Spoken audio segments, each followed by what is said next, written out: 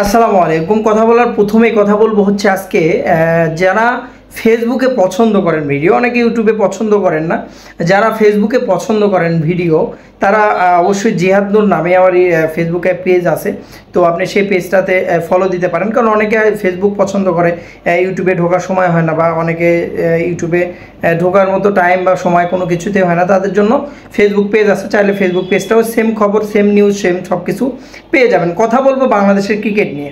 বাংলাদেশের ক্রিকেটে কিন্তু দেখেন এমন একটা কন্ডিশনে দাঁড়িয়েছে, আজ থেকে ধরেন আপনি 10 বছর 12 বছর পিছনের যে বাংলাদেশটা, সেই বাংলাদেশটাই কিন্তু এখন কিন্তু সে জায়গাতে দাঁড়িয়েছে। মাঝখানে কিন্তু বাংলাদেশটা ভালো ছিল, যেমন 16 সালে, 17 সাল, 18 সাল তামিম ইকবাল ক্যাপ্টেন্সি থেকে শুরু করে মাশরাফির ক্যাপ্টেন্সি, সব সে সময়টা কিন্তু সোনালি সময়ই বলা ছিল।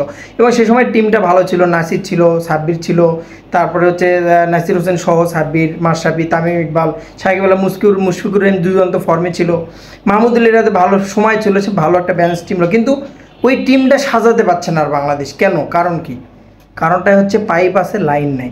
আর মেন সমস্যা হচ্ছে যে আমাদের দেশে যে কোচ, এই কোচ দিয়ে হবে না ভাই। আপনি আফগানিস্তানের দিকে তাকান না, একটু জাস্ট তাকান, আপনি একটু একটু দেখেন আফগানিস্তানের দিকে। তারা ডিজে ব্রাভোকে নিয়েছে, তারা জনাতন ট্রটকে নিয়ে, যে ট্রট টেস্টে নামলে 100, 200, 150 সবসময় স্কোর করতো, ইংল্যান্ডের নির্ভরযোগ্য একজন ব্যাটসম্যান। এবং সেই ব্রাভোকে নিয়েছে যে টি-20 ফেরিওয়ালা, যে চেন্নাইয়ে প্রায় 8 থেকে 10 বছর খেলছে, তাদের এক্সপিরিয়েন্সটা কাজে লাগিয়েছে। ইংল্যান্ড টিমে কিসের অভাব আছে? সেই টিমে কায়রন পোলার্ডকে সহকারী কোচ হিসেবে নিয়েছে, শুধু টি-20 বিশ্বকাপ। আর আমার দেশে সেই মানদাতা আমলের হাতুরি সিং এবং যারা বোলিং, ব্যাটিং, ফিল্ডিং কোচ, তাদেরকে কেউ চেনেই না, নামেই জানে না। কোনো অ্যাডামের নাম কয়জনে জানে? আমি নিজেই জানি না, এদেরকে আমি চিনতামই না কখনো। কি ইতিহাসও ঘেটেছি, এদের দেখেছি, এদের আহামরি কোনো পারফরমেন্স বা আহামরি কোনো ক্যারিয়ারও নেই, জাস্ট কোচিং ক্যারিয়ারটা।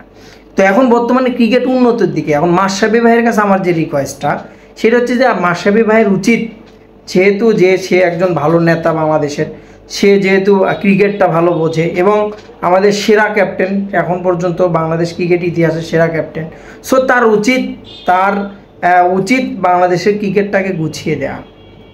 এখনও যে বাংলাদেশের ক্রিকেটের বাইরে আছে বা সে অবসর নেই সেরকম না, যেহেতু নাজমুল হোসেন পাপন কাকাই বর্তমানে যে কাজটা করে সেটা হচ্ছে সে ক্রীড়ামন্ত্রী। সো সভাপতি পদ থেকে সবচেয়ে ফার্স্ট যে কাজটা করতে হবে সেটা হচ্ছে পাপন কাকাকে সরিয়ে দিতে হবে। সরিয়ে দেওয়ার পরে আপনি মাশরাফি ভাইকে বোর্ডের প্রেসিডেন্টের দায়িত্ব দিতে হবে। কিন্তু আমি আপনি দর্শক এটা বললে তো হবে না।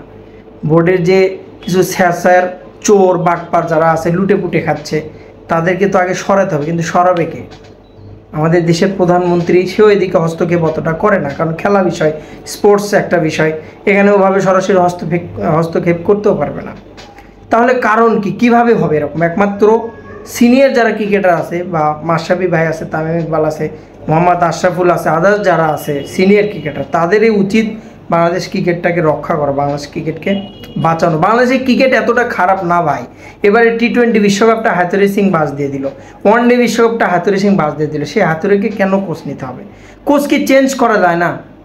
কোচ শ্রীলঙ্কার কোচ জয়বর্ধনা, মাহেলা জয়বর্ধন, কত একজন ইন্টেলিজেন্ট লিজেন্ডারি একজন ক্রিকেটার, সে ক্রিকেটার পদত্যাগ করেছে, নিজের থেকে সরে গেছে।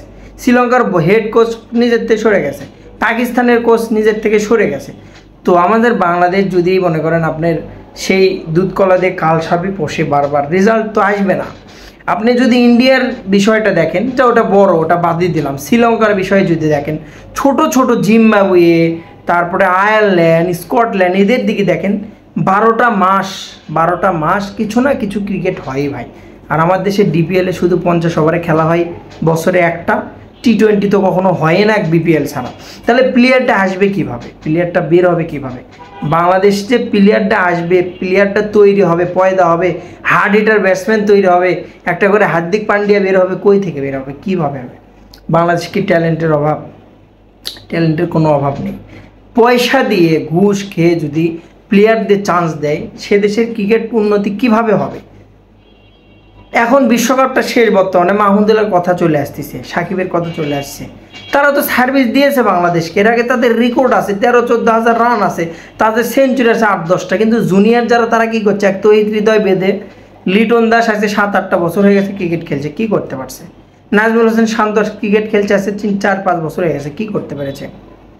অন ডাউন কোথায়, ওপেনার কোথায়, ডট বাবা কোথায়? তাহলে বাংলাদেশের ক্রিকেটে একমাত্র উন্নতি করতে হলে একমাত্র মাশরাফি ভাইকে দরকার। মাশরাফি ভাই ছাড়া এদেশের ক্রিকেট একমাত্র বোঝার মতো কৌশল, ভাই মনের মধ্যে একটা স্পিড কাজ করবে, মনের মধ্যে একটা চেতনা কাজ করবে, আমি আমার দেশের জন্য খেলছি, মানে জান দিয়ে দেবো আমি, যেরকমটা আফগানিস্তানকে আমরা দেখি সেরকম ক্রিকেট মানে কোনো একটা সেন্সই নেই বাংলাদেশের কোনো ক্রিকেট, মনে হয় না যে তারা জিতার জন্য খেলছে। Best of luck Bangladesh. Request Mashrafe ভাই আপনি আবার আসুন, দেশের ক্রিকেটকে রক্ষা। সালাম আলাইকুম।